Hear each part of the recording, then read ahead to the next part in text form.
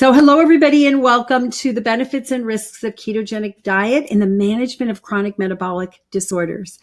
And I'm Dr. Rita Marie Loscalzo, and I really am excited to have you here tonight.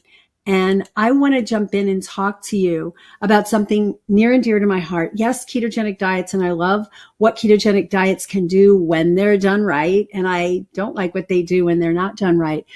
But also there's more to this. There's more to it because we are here with a mission. You may not even realize it yet, but I think we have all been chosen, if we can understand that word, or we have chosen a path that is helping us to change the world and is helping us to create a world where health and peace and love and communication is the norm rather than the exception. So I'm super excited to be on this journey, and I just keep being called to continue this and to broaden and expand so that we reach the masses with this.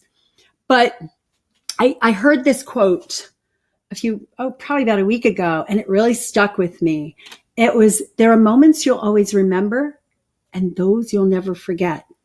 And when I first heard that, I'm like, what's the difference?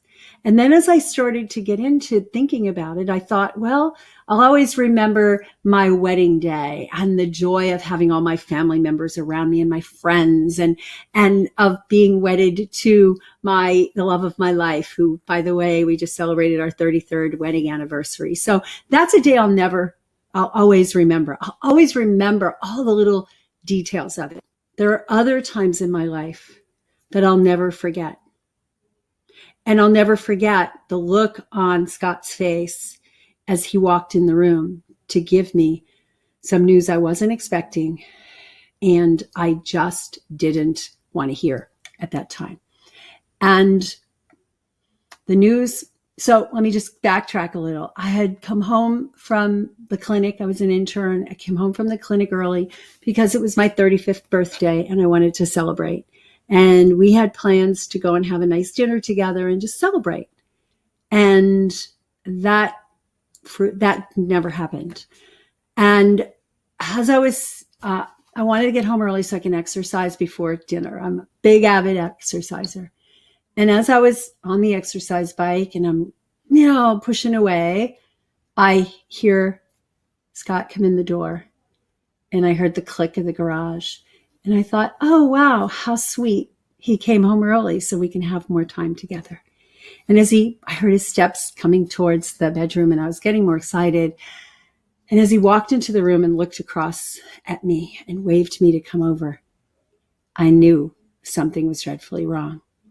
And it was at that moment that he told me that my mother had a massive heart attack that day and she didn't survive.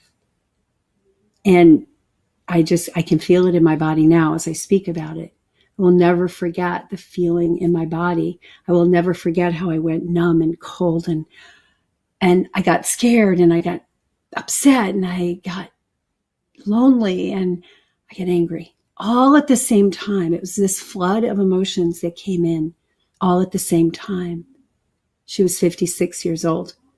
Why did she have a heart attack and nobody even knew she had a heart problem? Why did this happen? Why couldn't somebody have done some tests or counseled her in such a way that said, your heart is at risk, here's what you need to do? But nobody did. And that was back in the 1980s. Yeah, it was back in the 1980s. No, 90s. It was early 90s. It was 1991. And, there was some talk of other alternatives. There was talk of dealing with metabolic disorders and heart disease and cancer through nutrition, but it wasn't as well known as it is right now. And I was just graduating. I was just on the verge of starting my career because I wanted to do this because of the results I'd gotten with myself. And I was angry. I was angry because they didn't know. As I look back now over the years, 27, how many years later? Is it 28 years later? Yeah, 28 years later, I know things that had my mom's doctor known back then could have saved her life. I know of advanced testing that could have been done. I know of some basic testing that could have been done to pinpoint some of the imbalances. I know that there are genetic tendencies that I've since uncovered now that we are in the era of testing the genome. But they didn't know that. They didn't caution her about her cigarette smoking. They didn't caution her about her awful diet. You know what they cautioned her about? They cautioned her to stay out of the sun because she had developed a basal cell carcinoma a few years back. That was the extent of lifestyle changes that they gave my mother. She didn't die and would never have died from a basal cell carcinoma, yet she was fanatical about slathering on the sunscreen. But nobody talked to her about her diet, and nobody talked to her about her smoking. And as a result, she died.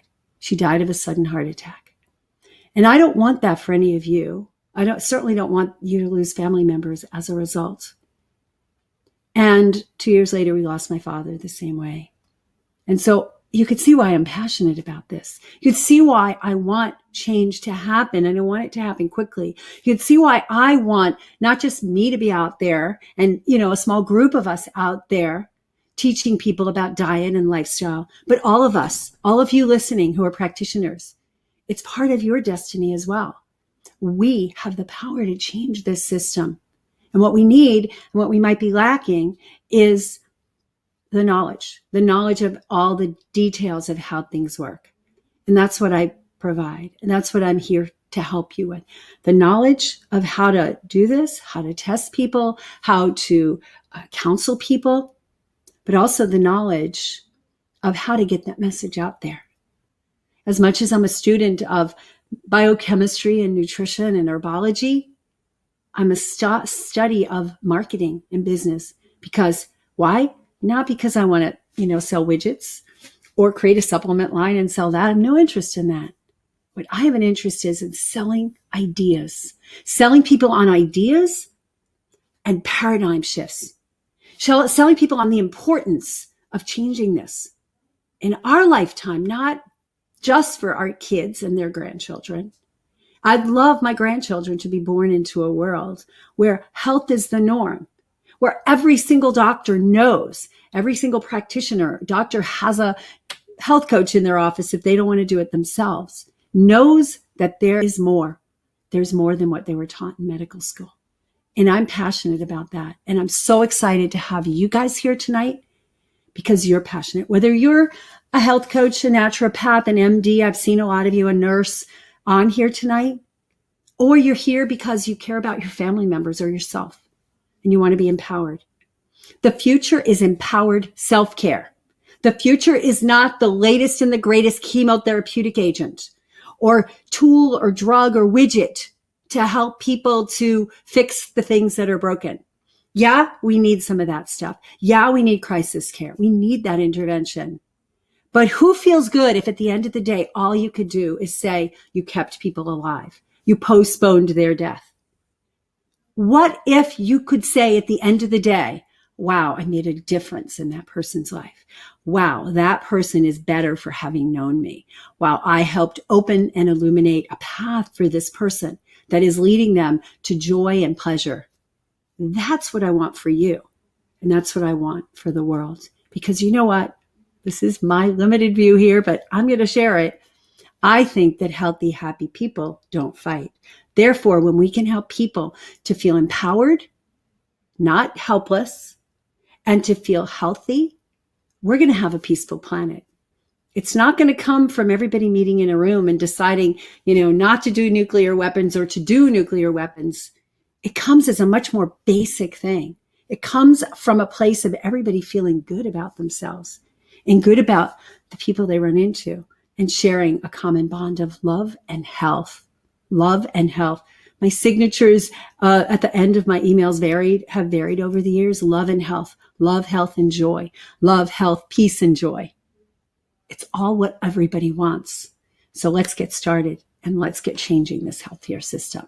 And if you agree, say amen. I agree. I want to be part of this. Just type it into the chat that you want to see this as the future. You want to know that every time you go to a restaurant, your kids go to a restaurant, that they are just loaded with healthy choices. That when you go out in the world, nobody's smoking and offering you a beer and calling you silly if you don't take it. No, they're all conscious of health. Who wants that? Yep. A whole bunch of people are saying yes, I'm in. Yay. Okay, so we're going to get started. I have a really nice presentation for you. I have the information, but I also have the inspiration, and I also want to empower you. So I'm going to share my screen. There are moments you'll always remember, and those you'll never forget. And I want to create memorable moments for you and for your family. So let's just jump right in. So we're here to talk about the impact of ketogenic diets on metabolic disorders. Some of you came to my webinar about 2 weeks ago, and we talked about intermittent fasting and how that affects metabolic disorders. So I just want to do a quick review of what metabolic disorders actually are, and that's going to help us to frame ourselves and make sure we're all on the same page. Metabolic disorders, what are they? Metabolic disorders it's things that are out of balance in the body, either too much or too little of a significant chemical, a significant reaction, something that we need to stay healthy. It could be a missing enzyme or a vitamin. And we know that vitamins are cofactors for enzymes, and enzymes catalyze reactions. And without the cofactors, those enzymes work much more slowly, which means pathways go much more slowly. So detox pathways, healing pathways, ATP generating pathways, whatever they may be. Abnormal chemical reactions that hinder metabolic processes. What could that be? Well, there's just a process that's not happening properly. Maybe it is in the liver where detox is happening. Maybe it is in the gut. A disease in the liver, pancreas, endocrine organs, endocrine glands are other organs that control metabolic processes. And all of these do. We know that. Nutritional deficiencies, and we know that those are rampant when we look at what people are eating. Nutritional excesses as well, or imbalances is also there. And inborn errors of metabolism, genetics, genetic pathways that are broken. A real good example of that is phenylketonuria. So those of you may understand what that is an inability of the body because of a broken metabolic pathway from genetics to actually metabolize an amino acid called phenylalanine. And that really is an important process, and it can cause some serious effects. I remember when I was in school and learning about phenylalanine, phenylketonuria, and my instructor, who was a PhD in nutrition, and he meant well, but he was a little bit off in his approach to looking at things. He said, yeah, and when you have a kid with phenylketonuria, the best foods for them, get this, you're going to die, soft drinks and candy. I just threw my hands up and said, huh? And I threw my head on the desk. I can't believe he said that. I cannot believe he said that. He says, well, yeah, because they don't have protein in them and they don't have to worry about getting too much phenylalanine. Sad, but that was what they were teaching. And they're not teaching much better now. So when there's a metabolic disorder, when there's a metabolic problem in a pathway, deficiencies, excesses, broken pathways, we have many of the disorders that or diseases that are basically our big killers: diabetes, cancer, heart disease, brain imbalances like Alzheimer's and Parkinson's and neurodegeneration, MS, things like that, and a lot more. So we really need to be focused on how do we approach metabolic disorders. It's really, really important. So early signs of metabolic disorders can be things that are like considered nuisance symptoms. Considered symptoms that if you went to the doctor and said, I have these symptoms, they go, oh yeah, honey, take some Prozac, get some sleep, drink some more coffee. Belly fat, that extra fat around the middle that just keeps growing and growing. Sometimes it's grabbable fat, and sometimes it's visceral fat, which is in around the organs. Sometimes it's both. Most times it's both. And the visceral fat, which surrounds the organs, is the more dangerous because it's highly metabolically active and produces a lot of inflammatory chemicals. Also low energy, especially after eating a meal. Like this is considered like, oh, come on. You came to the doctor to tell me you have low energy, but quite frankly, 80% of doctor visits are related to low energy. Yet most of the time they're not really taken seriously. Oh, maybe there's anemia. Here, take some iron. That's about the approach to it. Maybe you have a thyroid problem. Let's test. But even then, the testing isn't appropriate to really catch some of the subtle imbalances early on. That hunger that you get even after you've had a full meal, that's a sign of a metabolic disorder. Your body's not processing the sugar that it just ate or the fuel that it just ate and putting it into the cells. And then that mid-afternoon energy slump that everybody thinks is normal. They'll say to me things like, oh yeah, you know how it's normal to get tired in the middle of the afternoon? I'm like, no, I don't have that. I may have used to have that when I was unhealthy, but I don't have that anymore. And then difficulty focusing. And we see that a lot in kids that are diagnosed with ADD, but so many adults have that too. Just can't stay focused and get the work done. And then that cranky and irritable if you miss a meal. And that's normal if you're 2 months old, because you just can't sustain yourself for very long. But we really, really need to be looking at these. These are the early signs and symptoms, but in reality, they're just the tip of the iceberg for the more advanced type of things that are killing people: cancer, heart disease, strokes, diabetes, etc., autoimmune diseases. Okay, we just can't ignore those things. They are the hallmark. Had my parents, doctors, considered the fact that my parents didn't have diseases, they had imbalances in their body that showed up as these minor symptoms. My mom had skin cancers removed. She had gallbladder disease, but you know what? She had 9 kids, and they figured, the female fat fertile in 40, she was ripe for it, right? No, she had arthritis. I remember her having arthritis, and I look back on that. She never even made it to be old. She was 56, but she had arthritis, and I remember her complaining about her arthritis for years. I don't know what type, because she's not around to ask. I suspect it was rheumatoid arthritis. I suspect that, right? Just because of the way she lived her life. And it was sad. And my dad had horrific gas. His digestion was awful. Nobody ever took that seriously. He had minor high blood pressure. He had glaucoma. But nobody took those as signs, hallmark signs, that those were tip of the iceberg, that other things were going on. And I suspect they both had insulin resistance and prediabetes, but because nobody was testing for it, and still they're missing, folks. They didn't catch it. So this is a metabolic disorders timeline. It may start as simple as your body's producing too much insulin, and rightly so, but it's doing it in response to the dietary and the stress. And then it goes to some people, even early on, from the time they're kids and teens, will notice that they get really cranky and irritable if they miss a meal, right? That's reactive hypoglycemia. Some people get it, some people don't. The stage that is ripe for being addressed, and you guys have the ability to do this because the regular Western trained MDs are not, pre-insulin resistance.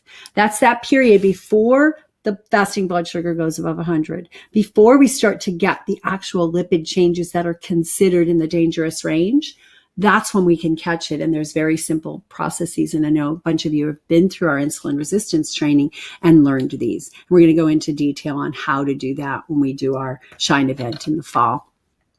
And then insulin resistance, and that's medically diagnosable, easy to diagnose. Basically, you fasting glucose on 3 or more occasions above 100, that's considered. That's between 100 and 120, 125. It's considered insulin resistance. And here's how doctors handle it. A lot of them, not all, will say, "Oh, wow, your glucose is getting a little high. Oh, doctor, what should I do? Oh, well, I'll just try to lose weight and come back in 6 months and we'll check you. And if you're diabetic, we'll give you medication." That is not a joke. That is actually what I've heard people say their doctors told them. And fortunately, they found me, they did our programs, and they reversed it. And you too can guide people to reverse their insulin resistance, to reverse their diabetes, to reverse their heart disease, and more. Then there's metabolic syndrome, which is insulin resistance with high triglycerides, high cholesterol, low HDLs, high LDLs, and possibly high blood pressure. Then we progress to the actual diseases. So at this point, we're not really at disease, we're at imbalance. There's not like the physical manifestations, like, there's a clot in the heart. But then we can move from there into cardiovascular disease and cancer and diabetes and Alzheimer's. This is an issue that needs to be addressed. And here's the thing. All of this happens over the course of 30 or more years. So you can help people to understand where they're at 30 years before they develop cancer, heart disease, and diabetes, and help them to reverse it, because you will know how to get the early signs. And what causes all this? Well, everybody wants to blame genes, right? Oh, my mom had arthritis, so I'm going to get arthritis. My mom had gallbladder disease. My mom died of a heart attack. My grandmother had diabetes. Those are all real for me, right? My aunt had lung cancer, and my other aunt had bladder cancer, and my other aunt had emphysema, and my uncle died of a stroke. Oh, so it's in my genes. I'm going to get those things too. No, The genes are going to express based on what? The lifestyle, the choices. Every choice matters, guys. Every single choice that you make and that your clients make. Every choice matters. And so it comes from inadequate nutrition. I mean, this is so predominant. I travel a lot. So I go into airports and I look at restaurants and I go to conferences, and even at conferences where people are, so-called informed, they still do things that are messing with their nutrition. Stress, well, 24/7, right? Tigers running on your tail 24/7. The news tries to keep people stressed. It sells, right? Lack of exercise. That's a huge one. People sit and they're busy. You work all day. The stress leads to the lack of exercise, right? Because you've worked all day. You got to get up. So the easiest thing is to sit on the couch. And then sleep is an epidemic. So when you can learn how to help people with these things, you can help them to prevent going down the path of metabolic disorders, and you can reverse them if they're already there. So as health practitioners, we are obligated to learn how to optimize metabolic pathways. We need to know how to optimize these pathways, guys, in order to help people progress on their healing journey. Because if you're stumped when somebody says, I have this or that, or you look at labs and you don't know how to read them, because if you send them back to their MD, they know one of two things, disease or not disease. We got to get them in balance, and we got to avoid put them in a box based on what their symptoms are, label the box, give them a diagnosis, and then throw some medication at them. That in a nutshell is the Western practice. Not for everyone. There are some good ones out there, but this is what they're taught. And I ran this slide by a colleague of mine who's a medical doctor. I said, is this kind of what you learned in medical school? She goes, oh yeah, that's it. That's it. We've got to be part of changing that, because when they just slap some drugs on to suppress symptoms, it's like if we got up in the middle of the night because the smoke detector was bothering us and interrupting our sleep and pulled the battery out, the house then burns down. And in medical words or medical situation, that house burning down is ending up like this. Fortunately for my parents, they never ended up in this situation. They died before they did. But my sister, Kathy, my younger sister, Kathy, 6 years younger than me, she ended up in a situation like that in the hospital, hooked up to tubes, withering away. She was diagnosed with lymphoma, 43 years old. She had warning signs. She was fatigued. She was obese. Whenever we went to her house, she never told me she had gut issues, but there was all the over-the-counter medications, Tums, etc., on her counter. Her refrigerator was devoid of fresh food. The fast food was there. She became obese. She became sedentary. Her immune system broke down. And by the time anybody diagnosed her, she had full-blown lymphoma. Nobody thought to do some testing or to counsel her before it got there. Say, hey, Kathy, look, this is where you're leading to. That's not the way our medical system works, and that's what we have to change. We don't want our people to end up here. We need to start looking at health as a continuum, not a diseased or not diseased situation, which is how medicine is practiced. You're either diseased, you have a disease, you have a diagnosis, or you're fine, right? There's nothing in between. But in fact, disease, right? The stage before people get to disease is usually an imbalance. And we can detect those imbalances. And when we're moving people from disease to well, we can move them from disease up to, okay, so we help them. They are out of balance. We can restore them to balance. But if they don't want to stay there, I don't want to just be balanced. It's kind of like, I want to be like optimal. I don't want to just be, average. I want to be optimal. I want to be vibrant. I want to be alive, and I want to be unstoppable. So that's what I want to teach you guys, is how to help people to move from wherever they are in this continuum. First of all, to get them heading in the right direction, because if they're going down, even if they're vibrant and their habits are such that they're creating imbalances in their body, we need to step in and change it. So tonight, I want to make sure I got a lot to share with you. I want to make sure that to get the most out of this, that you turn off your cell phones, turn off Facebook. If you want to invite your friends before you do that, send them to drritamarie.com/RealScore Ketogenics. Don't ask me what that means. That's what my web person who created the form for me said it to. RealScore Ketogenics. I want you to stay focused. I want you to open your heart and your mind.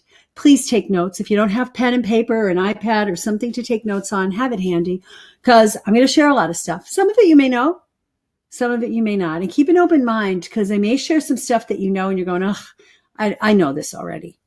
But I guarantee you don't know everything I'm going to say tonight. And if you do, come join my team. I'd love to have you as a partner. And then decide what your next action is going to be. What are you going to do to move you into the direction of being that practitioner, that family member that is empowered to help people make change? So this is what we're going to cover. I'll go through this list pretty quickly, and then we'll revisit this from time to time throughout, just to make sure I cover everything I promised. We're going to talk about ketogenic diets in the management of metabolic diseases and more, why they're so popular, what ketosis is, how do we measure ketones, what are the benefits of ketogenic diets when done properly, what's the science of metabolic improvements that occur in ketosis. You got some good stuff here. I really enjoyed researching that and finding some new stuff and new backgrounds and mechanisms for stuff I'd already known. The dark side of keto, how keto diets can create imbalance when they're done incorrectly, and 3 strategies you can do and teach people right away to avoid the dangerous complications of keto. What's involved and what's included in a keto diet, and then how to determine the best diet for you and your clients to balance their hormones, protect against the ravages of metabolic disorders, and prevent chronic degenerative disease. So who's ready? Does this sound good? You ready? Ready to go? Disclaimer.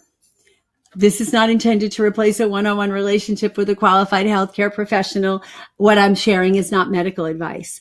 And when you share the stuff with your clients and patients, unless you are an MD or a nurse practitioner, or somebody who's in the face of someone who has the ability to diagnose, you need to tell them that this is not medical advice. So if you are under the care of a doctor, always recommend that your clients go and work with the doctor if they're on medication, because the stuff that we teach works, and suddenly they don't need as much medication. And instead of having hypertension, they suddenly have hypotension, and you got to be prepared for that. So ready. So I wish I could take everything in my head and pass it on, but instead I'm doing these seminars, I do training programs, I do live events. It's the long way, I understand, but until they create one of those USB devices that just jump into a person's head and you can stick it in your own head, we're going to do it this way. One of the mutations maybe down a few generations is we'll realize that this is an important thing to do, and people will be born with little USB ports, hopefully under the hair, not out there in the middle of the forehead like that. So what's the fast path to ketosis? Well, we're going to talk about what ketosis is and all that. But on my last webinar, I talked about fasting. And fasting gets you into ketosis very quickly. Personally, I get into ketosis, really serious ketosis, by the end of the first day, because I do fasting on a regular basis. Other folks, it takes longer, but fasting is actually the fast path to ketosis. And it's something that if a person is okay with doing it, at least a 24-hour and intermittent fast, or, a few day fast like we talked about in the last presentation. That presentation is still available. I don't remember the exact link, but you got it in emails. Just go back in your emails and figure it out. And if you want it, we can post it. So the fast path to ketosis is fasting. And a lot of the benefits that we see in fasting are because we get the body into ketosis. So what if we could get the body into ketosis without having to fast? Because quite frankly, fasting is not something everybody can do every day, right? We need to eat, we need nourishment. So what if we could do that? So some of the things that we saw, and this is a review: increased metabolic rate, increased production of antioxidants, reversing of many of the aging markers. Oops, it's not moving. Increase in the chemicals important for metabolism, keeping the metabolism humming, and for the health of the microbiome. All of this stuff happens in fasting. Increase in the Krebs cycle activity, improved protein metabolism, improved insulin sensitivity, decreased inflammation, stimulation of a process called autophagy. I'll review that later, which is the breakdown of old junky cells and cancer cells. Eating that as fuel by the healthy cells. Improved blood pressure, triglycerides, cholesterol, and improved mental function and clarity of brain function. All of these come from getting into ketosis. And some of them come from, giving the liver more more oomph while fasting. But a lot of this comes from ketosis, and we're going to share with you some science behind how these processes work. Okay. So what are ketones? Well, there are three main ketones that we know of: acetoacetate, acetone, and beta-hydroxybutyrate or beta-hydroxybutyric acid. These are the three main ketone bodies. They don't look like very advanced looking chemicals, do they? They're pretty simple chemicals. But the beauty of them is the body can use them as fuel instead of glucose. We used to think that the brain could not use them as fuel, that the brain had to have glucose and had to have insulin to get in it. But in fact, we find that the brain can function on this with just a smaller amount of glucose. So we'll look in more detail. The one you're going to hear most about in popular press is beta-hydroxybutyrate. Now, why is this suddenly a surge in the ketogenic movement, right? It's suddenly like almost like a fad diet. The history of it started out in I think it's the 20s, where scientists were looking at it as what does it do to the brain, seeing some benefits, and then looking and saying, oh, wow, can we put kids with epilepsy who are not responding to the medications? Can we try? This might stabilize the brain, and lo and behold, it did. So it was started to be used as an approach to epilepsy, usually after the kid had been put on medication and it wasn't working. And, seems to me now that we know what we know, we should be doing it before we put them on the medications, right? But it's an amazing process. And I'm going to go into some of the brain chemistry of why that works. But now it's become popular for weight loss. And yes, it's great that it's popular for weight loss.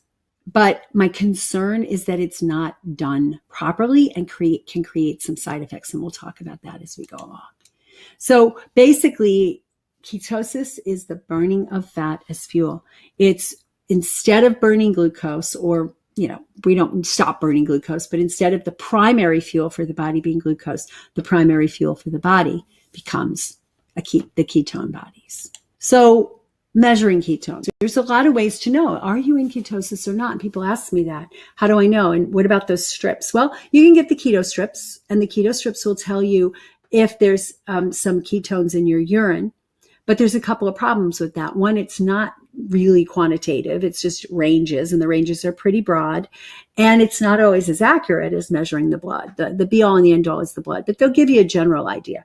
That's how people are measuring, most people. Although more and more these various monitors, like the Keto Mojo and the Precision Extra is an older one that's more expensive for the strips. So many people are now using Keto Mojo, and it measures the ketone levels. And the Keto Mojo, both of these actually measure both glucose and ketones because they go hand in hand, and we'll talk about that in a sec. There's also a breathalyzer. Now, I have a funny story about that. It's like, measure breath ketones, and it was listed on Amazon. I'm like, $10? That seems pretty inexpensive. So what the heck? I ordered it. It was an alcohol breathalyzer. Somebody had written the wrong words in their ad. Still have yet to get a refund on it. They don't reply. But these run about $40 or $50. And it basically measures the ketone. See, that one says ketone right on the unit. So I'm going to order another one. And it basically measures the amount of ketone in the body. I haven't done both side by side to know if it compares favorably, but I think anytime anybody's undergoing a ketogenic diet, they need to be testing their ketones, and not just with the urine, especially if it's for solving a metabolic problem and for getting people into a good state. So this is a really cool chart on the Keto Mojo site. Just go to Keto Mojo, keto-mojo.com, and look for the glucose ketone index. And it basically measures how high in ketosis you are, and it gives you a little chart to explain it. So I'd highly recommend that you go there and keep that. I actually created a little Google sheet that I can just put my glucose numbers in and I can convert it. I did that a long time ago, and now they have the thing you can do it. But mine actually stores it for me, so I get to keep it. So anyway, that's a good way to calculate it. When I do a fast, I will generally get into the ketone range of about 7 by about the third day of the fast. By the end of the first day, I'm usually at around 3 or 4. Just so you know, 0 to 0.5 is you're not in ketosis. 0.5 to 1.5 is considered a mild nutritional ketosis. 1.5 to 3 is considered a more profound, therapeutic type level, and anything over 3, usually you're only going to get there if you're fasting. So ketogenic diets will generally get you in the range up to 3. And everybody's a little different. Some people go into ketosis after 3 or 4 days. Other people, it takes like 3 or 4 weeks. So, and we'll talk about that adaptation in a bit. It's really important to be aware of that. So people are going, oh, I feel lousy. Yes, some people feel lousy first. And we have some ways that you can get around that. So we said what we were going to cover, why the diets are suddenly so popular, what ketosis is, and measuring ketones. So the next thing that we're going to cover is the benefits of ketogenic diet. And I always preface that with when done correctly. Yes, you can get the benefits when it's not done correctly, but it's short-term benefits.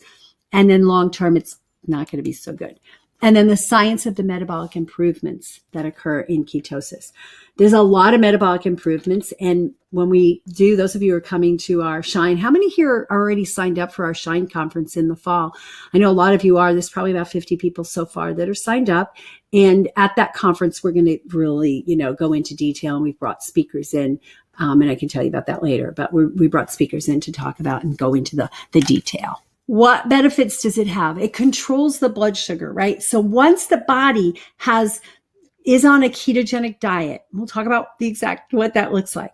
Once we get on a ketogenic diet, we have less sugar coming in, less glucose coming in, and the body shifts to burning ketones, to producing more ketones, and it keeps the blood sugars under control. So it's pretty phenomenal for insulin resistance and diabetes. Not type 1 necessarily, but definitely type 2. Can improve memory and mental clarity, and I'm going to share some of the science behind that in a moment. It reduces seizures. That's how it really got started. It can help with gut inflammation and irritability. It helps to reduce inflammation and the irritability, like in IBS. It increases mental clarity, which is really cool. Reduces appetite. It's really interesting that when you're in ketosis, you may have eaten a very small meal and you're suddenly full. And I found myself at first going, oh, well, I still want to eat more, but I'm not hungry anymore. I only ate a little bit, but I'm not hungry anymore. So for those who have to lose weight, it's definitely an excellent approach when you do it right, when you don't let yourself get out of balance. It will help to improve mitochondrial function. And what do mitochondria do? They produce energy. So when you improve mitochondrial function, not only do you have more energy to do the things you want to do, but you also have more energy for cellular function, cellular health. So that's a really important one. And it decreases the insulin production, right? And yeah, that naturally flows from decreasing blood sugar, but I wanted to state that separately because excess insulin causes damage to blood vessel linings.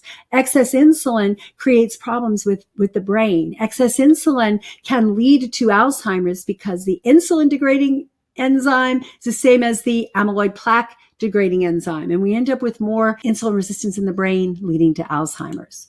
So it increases growth hormone. Yay, growth hormone helps us burn fat and store lean. And somebody who's going to the gym and lifting weights and not getting muscle on, it could be a decrease in growth hormone. It could be also testosterone. It stimulates what's called autophagy. And autophagy is that gobbling up of old debris. And I'll show you a picture to remind you what that is if you weren't at my last one. Improves energy production by improving the mitochondria. And then there are a lot of conditions that have been studied, and there's scientific evidence that ketogenic diets help in these conditions. Epilepsy, Parkinson's, Alzheimer's, ALS, amyotrophic lateral sclerosis, devastating disease, cardiovascular disease, diabetes, autism. Autism has been shown to be helped. Depression, migraines, narcolepsy, malignancy, neurodegenerative disorders, even in trauma and ischemia. And I'll show you a couple more facts about that. And I'm going to give you the link to a really cool article, or a really good, it's really an article on Medline, and metabolic disorders. So these are really serious conditions, and a ketogenic diet can help them. Now, if you're one of my colleagues who's really into plant-based and a plant-based diet and really against keto, please stay, because I'm going to talk about the magic that happens when keto meets plant-based, and that they are not mutually exclusive, and that you can get the benefits of a ketogenic diet without having to compromise and eat animal products. I mean, if you want to, it's your prerogative, but you don't have to.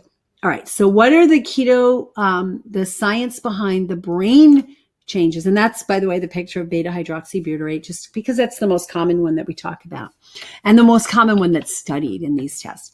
But first of all, in terms of the energy, right? Every fatty acid molecule can make 40 ATPs, and every glucose molecule can make 36. So stands to reason we're going to get more energy from burning the fat for the same volume, the same molecules. And what that does is makes the neurons more resilient in the face of metabolic demands during seizures. What does that mean? Well, during a seizure and during general brain function in the trials and tribulations of day-to-day life, we have a lot of demand on our neurons. And if we could get the neurons to be focused and making more energy per fatty acid, per glucose, they're going to have more energy and more resiliency to be able to do their function. And in seizures, they found that to be the case. It alters the brain pH, which affects neuronal excitability.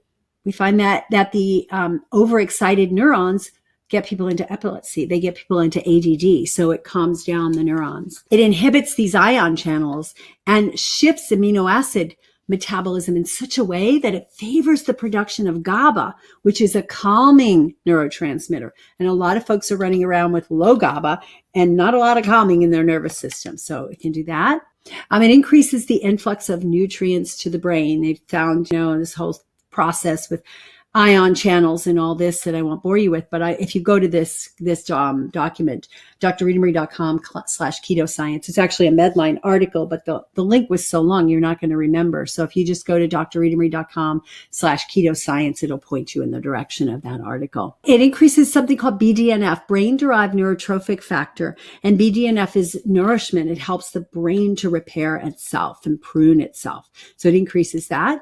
Ketones do.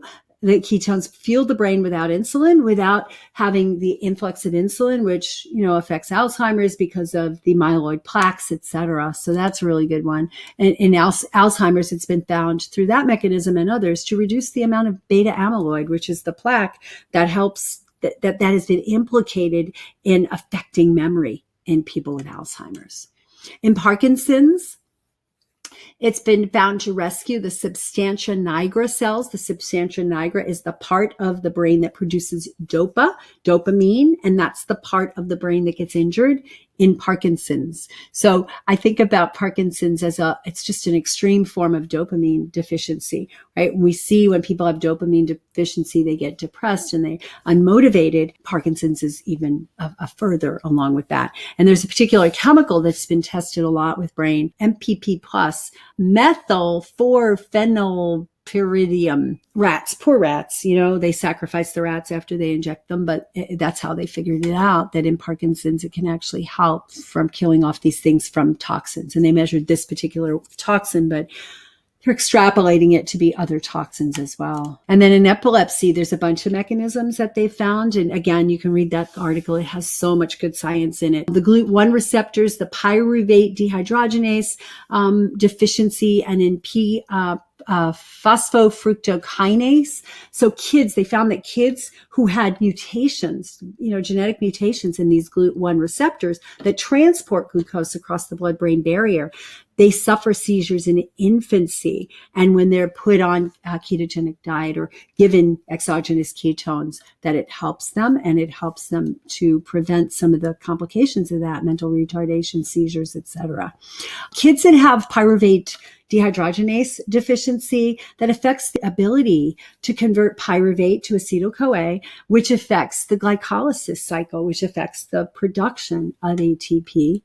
And then finally, this phosphofructokinase deficiency, that's a rate-limiting enzyme in the glycolysis process as well. So, and there's particular genetic disorders where kids have a deficiency of these, and they found that these kids respond really, really well to ketogenic diets in the reduction of seizures, and that these kids don't respond really, really well to anti-seizure medications. So it's a nice little ace in the hole for that. The general science behind the keto diet, the effects of the keto diet. So here's the thing. It helps in malignancies, and they've studied it in a lot of different cancers, that normal tissue can adapt to using ketones. So when they're deprive them of the glucose, they can use ketones, but the malignant cells can't. So we starve away the malignant cells. protects against trauma and ischemia. So it's actually been found that ketones are the preferred fuel in the injured brain. And so they've done studies with people with brain injury and ischemia, which is lack of blood flow to a certain area, and found that to be helpful. It calms inflammation, which can happen in the gut. It can happen in the brain. It can happen in many parts of the body. The ketones do that. There are some cardioprotective properties and increased mitochondria. We talked about that, the increased ATP production, but increased numbers of mitochondria and cardiac muscle, which makes the heart much more resilient. And it helps to protect against ischemia and all. And it reduces appetite, which keeps people from overeating, getting obese, and getting, junk calories in and junk nutrients in. Improves the mitochondrial function, decreases insulin. We talked about that, increases growth hormone, and then it stimulates autophagy. And I'm going to show you a little picture of that. But before I do, I just wanted to show you, these are some of the charts from that article, and they go into details in the text of all the different diseases. Look at the diseases that have been found to be helpful, to have a ketogenic diet be helpful in, autism, depression, headaches, narcolepsy, all kinds of metabolic disorders, Alzheimer's, Parkinson's, ALS, traumatic brain injury, hypoxic ischemic brain injury. So brain injury in general, where the brain is being starved of blood, epilepsy and more. So really, really helpful. And this is the second one, was the mechanisms, like how is this happening? And it happens via direct mediation, like how the ketone bodies are affecting the brain, and the body, and the indirect via effect on neurotransmitters and neuropeptides, ion channels, etc. So you're welcome to read that article. It's a really good article, drritamarie.com/ketoscience. This is a picture I shared in my last webinar, and I wanted to just share it again because autophagy, cells get damaged. We get damaged every day, right? We're exposed to stuff. There's just metabolic damage just from the metabolic processes, the production of antioxidants. But autophagy, think of it as the body's process of recycling its damaged tissue into usable energy during times when food isn't present. And it's not so much just food isn't present, but it happens when the glucose isn't present as well, because we find that in ketogenic diets, we stimulate autophagy, not just fasting. So it's basically the debris within the cell gets surrounded by this plasma, this membrane, creates something called an autophagosome. And then this thing called a lysosome, which has got enzymes in it to gobble things up, comes in and destroys that, or eats it, uses it as fuel. So it's really a cool process. And I just wanted to review that with you. So what have we covered so far? Why ketogenic diets are popular, what ketosis is, the measurement of ketones, the benefits of ketogenic diets when done correctly. And we'll talk about the correctly in a bit, but I showed you all the benefits, all the science behind it. I gave you a reference, and I showed you what conditions ketogenic diets can be helpful in, and the science of metabolic improvements. So let's look at the dark side of keto, how the ketogenic diets create imbalance when done incorrectly, and 3 strategies to avoid those dangerous complications. So let's get started. So what's dark about keto? Well, the way most people do, I call it the butter and bacon diet, right? It's just they eat a lot of butter, they eat a lot of bacon. There's lots of oil, lots of tallow, which is animal fat, lard, some's from pigs, some's from beef. And those are inflammatory. Those create inflammatory. Excess of omega-6 overrides the omega-3, which are anti-inflammatory, to say nothing of the effects that those things, the isolated oils without the whole food, can have on the cardiovascular system and in the creation of cancer. So I think that's not a good thing. And it's interesting because there's a lot of folks talking keto these days, and I've seen a lot, and I've been on webinars and to trainings that people are saying, well, the problem is people don't do keto right. And I'm like, yes, good. And we have to do it in a more healthy way. But then as they come in, they're showing their bacon cheeseburgers. And instead of being on bread, they're on lettuce wraps, like with this little thing of vegetables on the side. I don't think that cuts it. I really don't think that cuts it. So the problem is not enough vegetables. Vegetables, we know, contain antioxidants, many that we know of, but many that we don't yet. So we just don't want to just say, oh, well, isolate those and take an antioxidant capsule and do the ketogenic diet the way most people are teaching it. That doesn't work. That doesn't work, because we just don't know what all of those antioxidants are, what all of the vitamins, minerals that have not yet been discovered or isolated. So lots of vitamins, especially in the fruits, lots of minerals, especially in the veggies, and lots of antioxidants. And we need that. The diets are acid forming. So if you measure somebody's acid alkaline balance using a pH strip, you'll see whether they're in more of an acidic state or an alkaline state. Cancer grows in an acid state. Bones get healthier in an alkaline state. So we need to have the body in a slightly alkaline state. The blood pH is around 7.35 to 7.45. Anything a little above or a little bit below is deadly pretty much. And when we have these acid forming diets, body's trying to neutralize it, and it's going to break down bone to do that. And it's going to break down the bone and lead to some osteoporosis situations. And it's going to put a lot of stress on the kidney and trying to isolate it. So high protein diets, high acid forming diets are dangerous for the kidneys. It's often too high in protein. People think, oh yeah, I need animal fat to make up this ketones and get this percentage of ketones in my diet. But they're eating too much protein. They're eating too much meat. And actually, that can be counterproductive because those proteins can convert the amino acids. Isoleucine, leucine, and valine are called branched chain amino acids, and they can get converted to, guess what, glucose. So it actually can be counterproductive. Some advocate caffeine, like go on a ketogenic diet and don't eat any food until 1 in the afternoon, but drink as much coffee as you want with butter in it. I'm sorry, but there's a lot of downsides of caffeine in terms of thinning the mucous membrane in the gut and stimulating the adrenals and putting some strain on the liver and kidneys. A bone broth. A lot of people advocate just, go ketogenic diet is just like drink these bone broths all day long. But that can be problematic, especially for people who have sensitivities to histamines and FODMAPs and glycine that gets converted to oxalates. And so people with oxalate sensitivity have to be careful here. And then there's the keto flu during adaptation. And I'll share a little bit more about what that is. Here we go. So during the phase when the body's going from burning glucose, because you're eating a normal diet and plenty of glucose there, to burning fat for fuel can take weeks or months. Now, it depends on the person. For me now, I can adapt to keto. I can do it in a few hours, basically, maybe, 16, 18 hours. But many people, it takes weeks. And the longer you wait to get there and the more you do it, the better your body's going to be. And there's some things with fluctuating it and alternating days of keto and non-keto, et cetera, et cetera. But it can take up to weeks or months.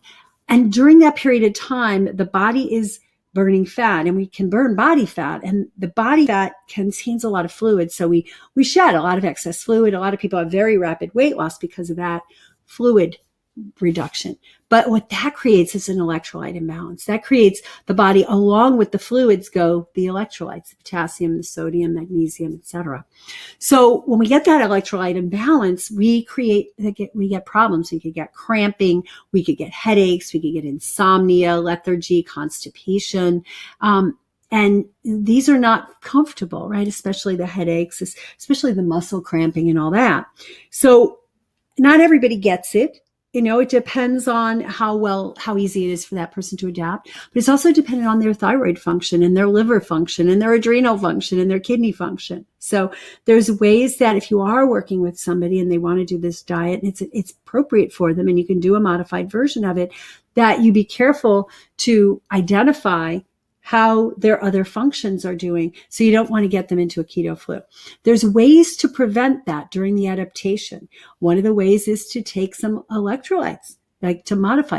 Another way is to stay really well hydrated, right? Another way is to maybe take some exogenous ketones or MCT, and we'll talk about those keto cheats in just a bit. When should you be careful? If someone or yourself or a family member or patient is considering a ketogenic diet, well, if they have compromised kidney function, move through this slowly. But here's the thing. The way that I'm going to show you how to do it, plant-based meets keto, is going to provide enough antioxidant support and enough electrolyte support, and is not going to be so high and so acid forming that this is how you can work it, but still go slow. Extreme adrenal fatigue. Sometimes people with extreme adrenal fatigue just can't tolerate those periods without eating, or, because a lot of times with keto, we're doing intermittent fasting too, but they can't adapt real well. So we have to go slowly with them. We have to work through it and build them up slowly. People with poor thyroid function, not everybody, a lot of people with poor thyroid function do well, but some of them don't. If they start out with poor electrolyte imbalance, we've got to look at how do we supplement that and keep them there. But the people with histamine sensitivity and oxalate and glutamate sensitivity, although if you don't do the bone broth version of keto, then you should be okay. So let's talk about my main strategies that I think will counter the dark side. We want to include plenty of non-starchy vegetables. Plenty of non-starchy vegetables. What are those? Broccoli, cauliflower, lettuce, kale, cucumbers, zucchini, all of those that are high water content. Right? You want to include as many as the person can tolerate. And guess what? You're testing to see. Maybe one person doesn't tolerate red bell pepper because it's too high in glucose and it doesn't get them into ketosis. So testing, but including as many non-starchy vegetables as possible. A lot of the way this is taught is that you should not have more than 5% or 10% or 10 grams of your diet as carb, right? So it's not always true because these vegetables are high in cellulose instead of starch, and it works really well that way. So lots of non-starchy vegetables, as many as that person tolerates, and you can go slowly with that. Focus on the whole food plant-based fats and limit oil. No, we don't have to be drinking oil, tallow and lard and butter and all those things. Those are not whole foods. Neither is olive oil or coconut oil or any kind of oil. Now, there's some variations here, right? Some folks need the oils because they're so low in weight and they need to maintain their calories, but it's really working with them. So that picture shows some oils, which I say limit, and then some of the whole food plant-based fats like avocado and olives and nuts and seeds and what else? Coconut. Those things are really amazing forms of good whole food plant-based fats. And then lots of the leafy vegetables and the sprouts and zucchini and cucumbers and all that. And stay hydrated. Keep them hydrated. Yeah, the food is going to keep them hydrated, way more hydrated than they would be if they were doing a conventional keto diet, but keeping the water and the fluid intake high. And you know what? They're drinking this. Some of the people are drinking caffeine all day long, but caffeine is dehydrating. It causes us to expel fluid. So I don't think it's a good choice. And you always have to measure both their glucose and their ketones to make sure that the ratio is good. And I shared that a little bit earlier. I showed you the glucose ketone ratio. We should always be measuring both because a lot of people are doing this keto diet, but they're not measuring and they don't even know if they're really in keto. And they don't know if they can eat more green leafy vegetables and stay in keto because somebody told them they shouldn't eat more than, iceberg lettuce, which isn't a good idea. So far we've covered the why and the what and the measuring and the benefits and the science and the dark side and the 3 strategies, which I just shared with you, right? Plenty of green leafy vegetables and low starch vegetables and whole food plant-based fats, not oils, minimum oils. It doesn't mean you have to be fanatic and not have any, but minimum oil, especially if you're overweight, and then stay hydrated. And then, you really do need to measure. So let's look at what we can do to design a ketogenic diet for someone who it is appropriate for. And like I said earlier, it's not necessarily appropriate for everybody, and we need to be able to identify. And then how do we best determine the best diet for you, your clients, your family members? How do we look at that so that we can help you to balance your hormones and protect against the ravages of metabolic disorders and prevent chronic degenerative diseases? So let's jump into that. So when keto meets plant-based, people think of keto, they think of meat, they think of animal fat. They don't think about plant-based. So when you can take the ketogenic approach and you can do it in a way that's loaded with vegetables and loaded with things like, olives and coconut and nuts and seeds to an extent, because you have to watch some of the nuts and seeds are a little higher in carb. You have to figure out for a person what that is to get them into ketosis. And I want to say, if you are using ketogenic diet, it's therapeutically. It's never been studied for long-term use. So, a lot of folks recommend cycling. We talk about that a lot in the last seminar about cycling when it comes to fasting and intermittent fasting. So doing it right, you have to be testing. I'd say testing it in the blood. Maybe the breathalyzer thing for ketones, I haven't done it yet, but I definitely think not trusting the urine because it's just too wide a range. As many non-starchy vegetables as the body tolerates, again, emphasizing the whole food plant-based fats, but also looking at the balance between omega-6 and 3, and not looking at oils, but the balance. You can drink almond milk all day and be in an inflammatory state because it gets out of balance your omega-6 and 3. Moderate amounts of germinated nuts and seeds. And I love to soak my nuts and seeds and then turn them into amazing dips. So big plate of vegetables with a nice nut and seed germinated, best when you soak them and activate them, and then make these great dips, or make guacamole, or any number of things, olives, olive tamponade, where you blend it up. So there's a lot of things you can do that combine the veggies with the dips. And it's not just you sitting around eating salads all day. So that's the biggest objections I get. It's like, I don't want to just eat salads. I don't eat just salads. I eat amazing food. Fermented foods, really good. My lunch today was a bowl of sauerkraut with some pine nuts and hemp seeds.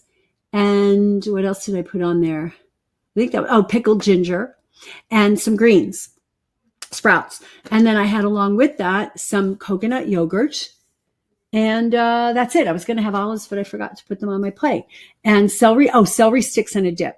I have this really good Kite Hill dip that has jalapeno in it. It's a cashew or almond, I don't remember, but it's very delicious. And I had a half of that tub of that with a bunch of celery sticks. That was a lunch. It was very filling.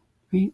So really easy to do. If the person needs protein powder, great. Fermented foods, I think, should be, I have them at every meal. I eat 2 meals a day, and I try to do fermented foods at every meal, whether it's yogurt or kimchi or fermented vegetables or sauerkraut, kefir, any number of those things. Protein powders, some people have low stomach acid and they're not absorbing and they're not digesting. So they're used to maybe having a high protein diet. And that makes up the difference. So if you have a low stomach acid, not doing protein real well, you may need to have 100 grams of protein to absorb 35. And then when you drop it and you do more of this, plant kind of keto, where keto is supposed to be lower in protein, lower in carb, and higher in fat, they may not be getting enough protein. So protein powder, that was actually something I had along with, I forgot that. I've been making ice cream out of protein powder. So I have a collagen protein powder, which is not collagen. It's actually a plant-based collagen, which is just a lot of nutrients that help to support bone and collagen's formation. And I took that and put it in the blender with some frozen zucchini and blended it up, some ice cubes, and I had this frozen dessert made from protein powder. So there's a lot of fun things you can do. Coconut and MCT oil, optional. It will help to push ketosis. So I'll talk about some keto cheats in a minute. And then macro ratios would be determined by testing, but not like they'll say, oh yeah, it should be 80% fat and 5% carb and 15% protein or somewhere like that. But everybody's different. And you really, when you count the vegetable carbs as carbs, it limits the amount of vegetables you can have. And I've found that I can be in ketosis and stay in ketosis with lots of vegetables, as long as I'm careful about not doing too many of the, things like carrots and beets and the high sugar ones. Those I would limit more. So there's lots of ways, and I'll show you my version of it. So some keto cheats. There's a lot more companies. Julian Bakery has the Insta Ketos. It's called Orange Burst. It doesn't taste so good, but it's caffeine free. And for me, that's really important. Some of them have caffeine in them and other additives that I don't like. You can actually put somebody on a lower fat diet, especially like say they have gallbladder issues, right? And they just can't digest all the fat, even whole food plant-based fat. Then if you give the external ketones, they can have a lower fat diet and still get into ketosis. It can achieve ketosis in 60 minutes. Does it last? Not necessarily, right? So it depends on what the person's eating. You're not going to get into ketosis by taking insta ketones and then go have a pizza and expect to stay there, right? So it's just a part of still doing that low carb approach and keeping you in ketosis. So do I recommend it for everybody? Not necessarily. I recommend it when we're doing a cleanse. I recommend it when we're trying to get somebody into ketosis and they're having a hard time. My favorite way to jump into ketosis is to do a fast, whether it be a 24-hour or 48-hour 5-day fast helps you get into ketosis, and then you can maintain it much more easily. So it will take quicker to get in there. The recommendation for the Insta ketones is 45 minutes before a workout, and you take it with MCT, about 25 calories worth of MCT oil. MCT means medium chain triglyceride, and it's a constituent of coconut. And it's found that by even just taking MCT alone, or coconut even, you can stimulate the production of ketones. Mildly stimulate it, but still can stimulate it. So the combination works. There's also a version of the ketones that Designs for Health has. So check them out, and you try both of them and see which one you like better if you're going to be doing this, and know how it tastes if you're going to be recommending things to people. Oh, this tastes awful. This tastes good. Right. And I've done that with certain products where I go, yeah, well, you might like this one, but I personally liked this one better. Yeah. So going back to plant-based fats would be avocado, coconut, olives, nuts, almonds, sunflower, almonds and macadamias and pine nuts and cashews and walnuts. I love walnuts because they're a good source of omega-3. And then seeds. So you have hemp seeds, flax seeds, chia seeds, sunflower seeds, pumpkin seeds. So let me share with you a little bit about my plant-based journey and how I did it to get from a plant to do a plant-powered keto. I've experimented with this for about a year and a half now, and I pretty consistently keep myself in a state of ketosis, just depending. I started mine with a 5-day fast, and my ketones got up to 7 at the end of the fast. Once I started eating again, they dropped down, and over the course of 5 days, they dropped down into more of a maintenance level.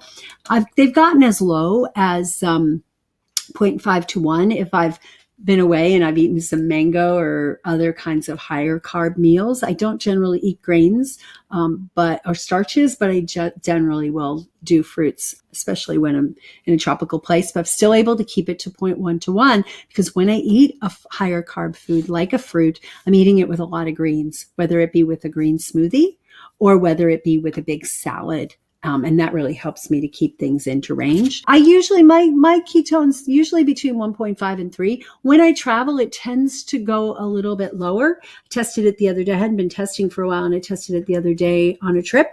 And I tend to eat, I don't quite get as many of my good fats unless I bring them with me. So I tend to eat, I tend to eat a little bit more fruit or whatever. But when I tested it the other day, it was 0.9. So I'm still in ketosis. My blood sugar was like 82 instead of in the 70s or 60s.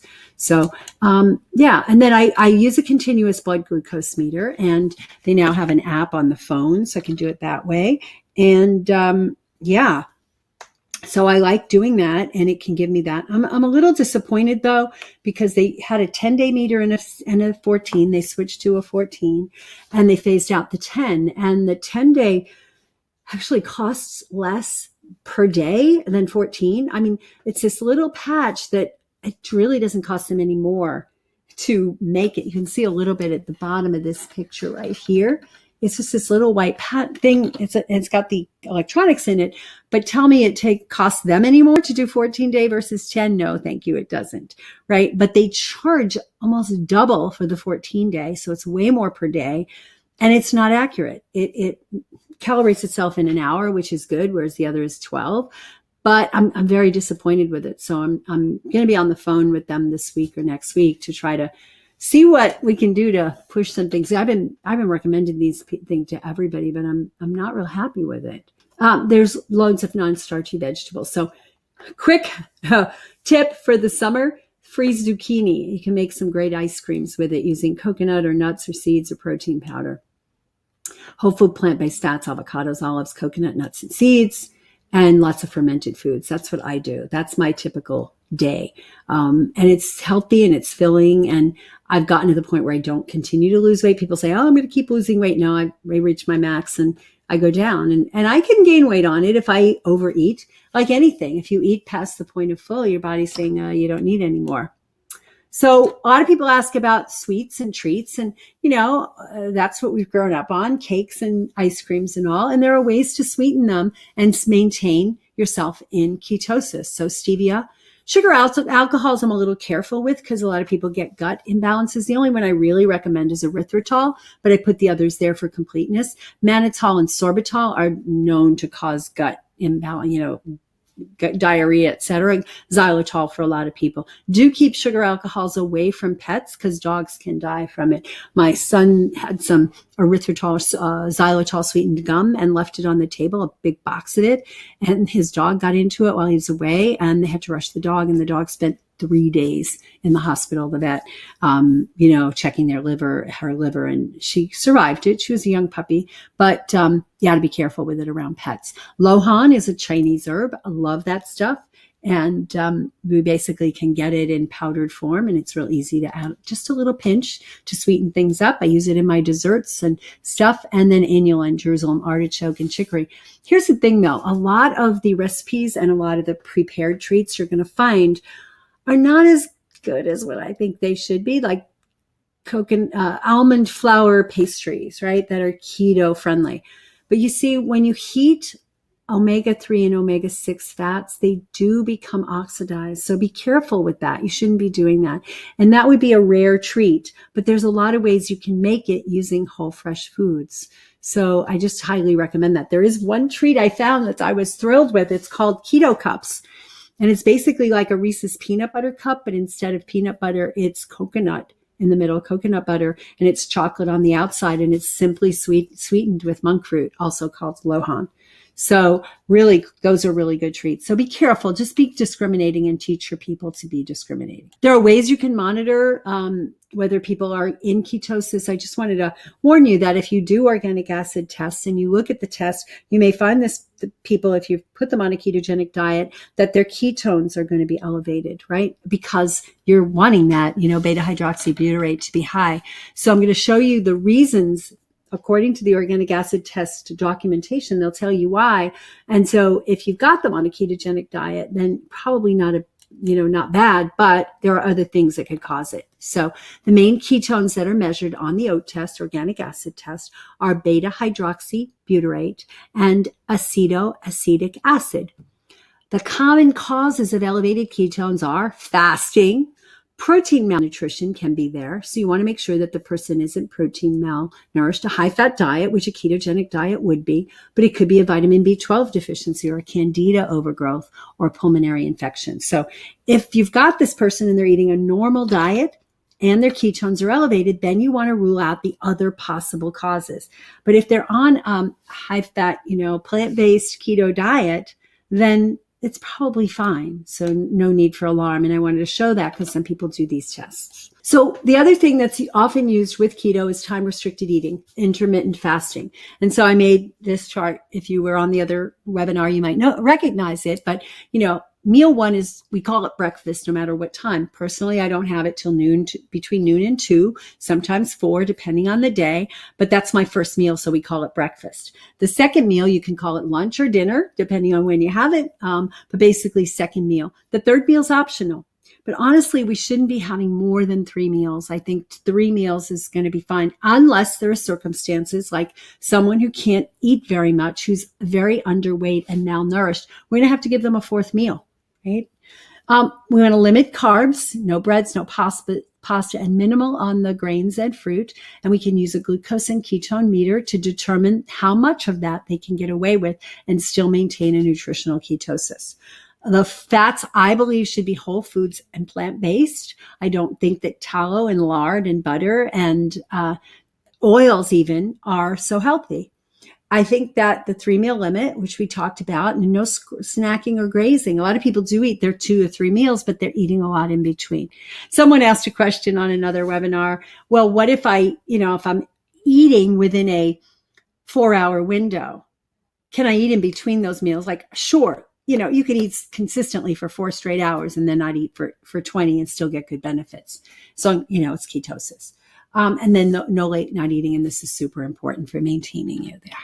This unfocused thing is huge. And kids are eating way too many carbs. Kids are eating these diets that I see parents in the airports and when we're in restaurants, they're feeding their kids garbage and they don't know. We need to educate these things. Public education is mandatory. These kids are not Ritalin deficient. They are not Ritalin deficient. Their brain is deficient of nutrients. They're not getting the B vitamins. They're not getting the right fuel. They're eating too much glucose. They're on yo-yos.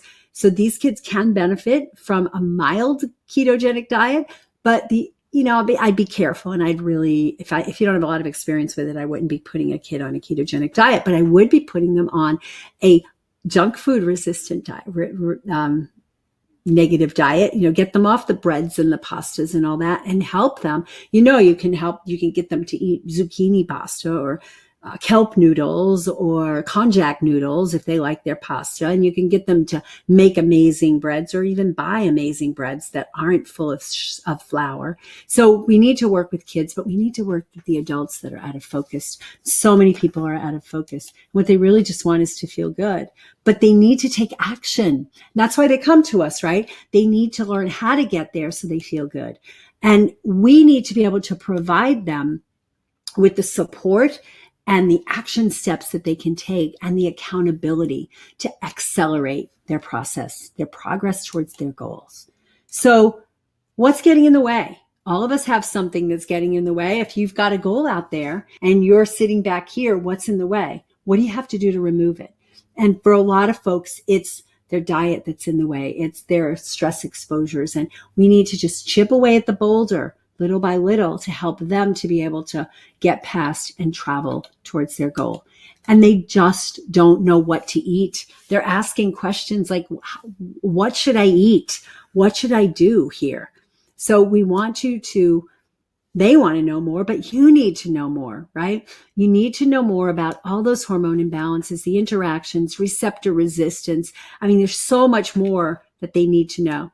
I went back to school to learn it when I was falling apart when I was in my 20s, and I discovered that the diet I was on that I grew up on wasn't right. And then I shifted it, and I shifted my food pyramid, and I started to address all the other aspects of life, and I got my life back. I am full of energy, and I love to run and swim and jump. I was actually just looking today at one of those, what do they call those races? That Spartan races. Somebody mentioned that to me. I'm like, ooh, that sounds fun. There's obstacle courses and all that kind of stuff. I thought, let's take it to the next level, right? You're never too old to do that. When my health was falling apart, I dug in and I made the changes that I needed to. And I learned how to do this, and I got spectacular results with myself. Went back to school and got spectacular results with my clients now. And we reach well over 100,000. We reached with our emails, and we are making progress, and we're reaching practitioners. And going back to what I said at the beginning, we want to change this world.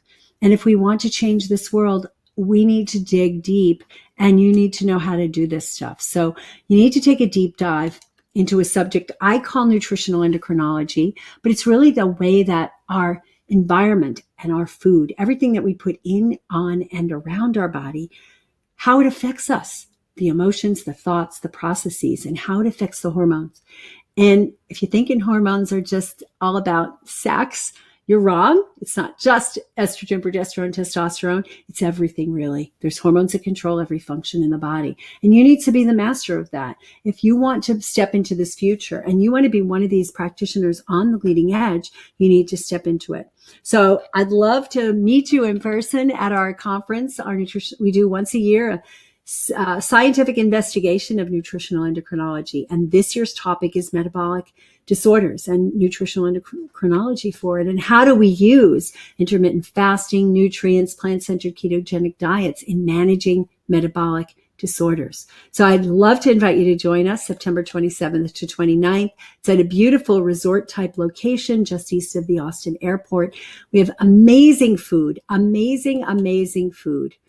And you get the opportunity to spend 3 days with me and my guest speakers and learn about nutritional endocrinology and fasting and ketogenic diets and brain health.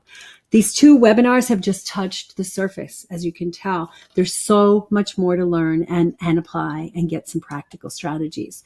You're going to get digital access to all the slides, charts, and handouts. So it's not just come to the event and, leave with this packet of stuff and that's it. You're going to get access to all of that stuff online so you can print these out and you can use them with your patients and clients. We have worksheets, recipes, sample plans, testing. We have additional recorded trainings that we're going to be giving you access to, and we're going to have before and after trainings to help you actually put this into place and actually get prepared to get the most out of the conference. Networking is amazing. People have made friends and business colleagues all throughout the years as they've come. And these meals are just phenomenal. I wish I could go and have those meals made for me every day without having to make them. I mean, it's similar to what I make at home, but it's like I get to do it. I mean, 3 days of lunches and breakfasts and a reception and meet the dinner and speakers on Saturday evening. And I get to hang out with you guys, and I love it. I love to get to know you. And I can't wait to see some of you again, because I saw some familiar names on the list, and I can't wait to meet the new ones. I'm really excited. We're going to do some food making demos, so I can share with you how do you use food making demos to incorporate these in your practice. And we're also going to talk about, we have on Sunday, I think is the day we're going to do that, how do you take what you learned and turn it into a lucrative practice? How do you attract more clients? And we have somebody that's going to talk about that from her amazing experience. We had a bag filled with gifts from our amazing sponsors. They've just started to even come to my house now. It's 2 months away. So I have a feeling that my living room and entryway are going to be loaded with boxes as usual, but this is the earliest they've gotten. We've got already a couple of sponsors. They send us all kinds of really cool stuff. We make these good goodie bags, and you get to walk away with all that stuff. You get to learn and meet from many of the people you've known, best-selling authors, some of the top doctors and educators in functional medicine, like Dr. Tom O'Brien, who's going to be talking about a topic called sweet thoughts when not enough or too much of a good thing fuels cognitive impairment. So brain, how does this diet fuel the brain? Mike Mutzel, he's an amazing researcher, brilliant guy. He's going to talk about exercise, fasting, and autophagy, so you understand the science and the application of that.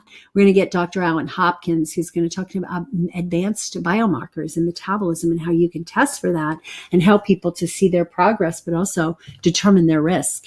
And then Dr. Anna Kabeka is going to talk about hormones, menopause, and diet. And she's been very successfully using what she calls a green keto diet to help her patients to manage their menopause. So I'm excited about that. We have a couple more people I'm speaking with, and we'll be getting them on the agenda as well. I believe that in order for you to be the best practitioner, the best ever, you need to take care of yourself. You need to have clinical mastery, and you need to have strategies that are authentic for your business and marketing.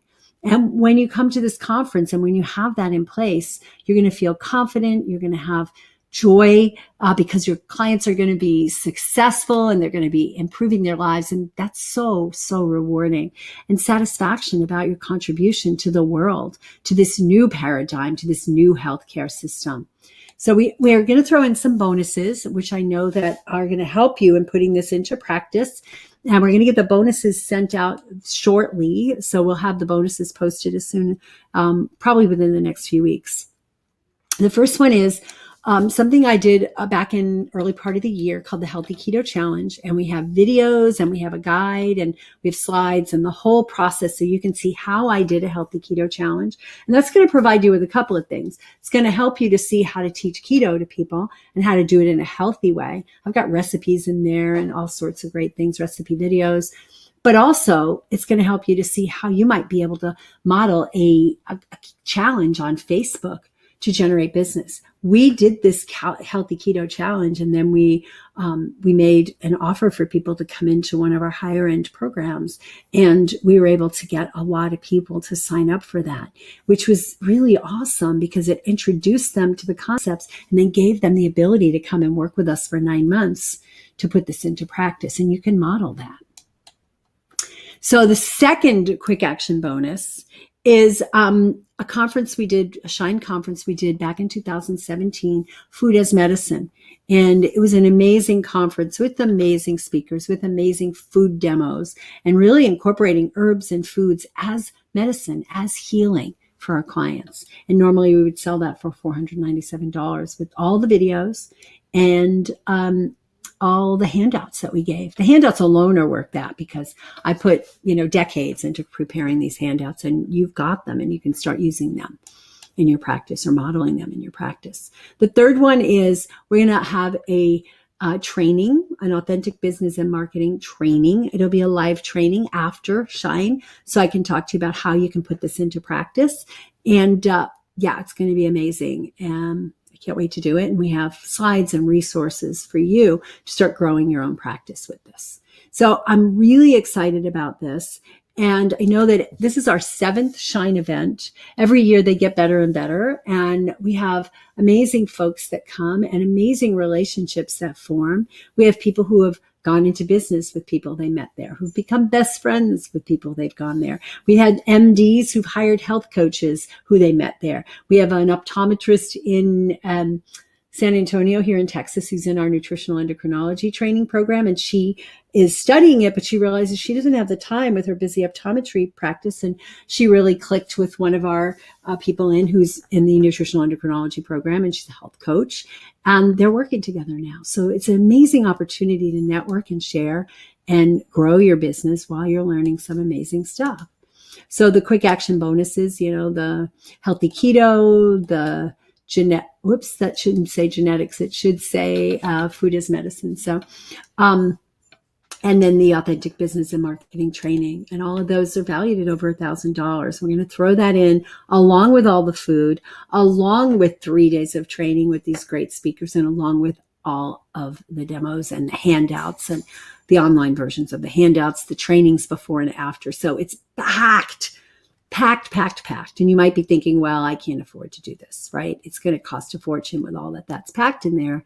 And in reality, we're going to give it to you for just $597, which is, it basically covers our cost. And why am I doing this? Well, because number one, I love doing these events. My husband has for years said, are you sure you want to do this again? Can't we just do this training online? Wouldn't it be cheaper? No, because I want to meet you. No, because I want you to see in action how these foods work and how you feel on these foods and how you can take what we teach you and put it into your own practice. So it's just $597, and all you have to do is go to shineliveconference.com, shineliveconference.com. So shineliveconference.com. Join us. Get it done. These bonuses are not going to last. We usually give you 72 hours to get these bonuses, and then the bonuses go away. We will be raising the price as we get closer. Don't have an exact date, but the price has already gone up. So I want you to understand that any bonuses I add after you sign up, you will continue to get. And anybody who signed up before, those 50 or so people already signed up, you get the bonuses. So you get all the bonuses that I announced today, plus all the bonuses you got when you first signed up. So I live by this motto that I learned from one of my students, one of my patients actually, don't exchange what you want most for what you want in the moment.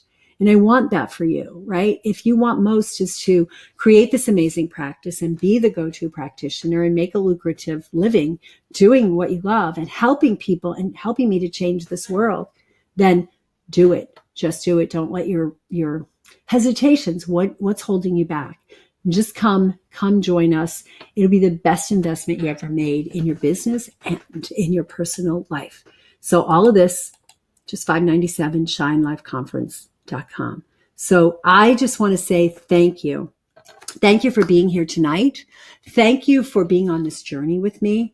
Thank you for caring about our world, about our future, about our children and grandchildren and every generation to come, and helping to create a world that we can leave as a legacy that is healthy and happy and whole.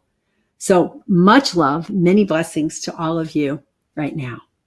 So join us at shineliveconference.com.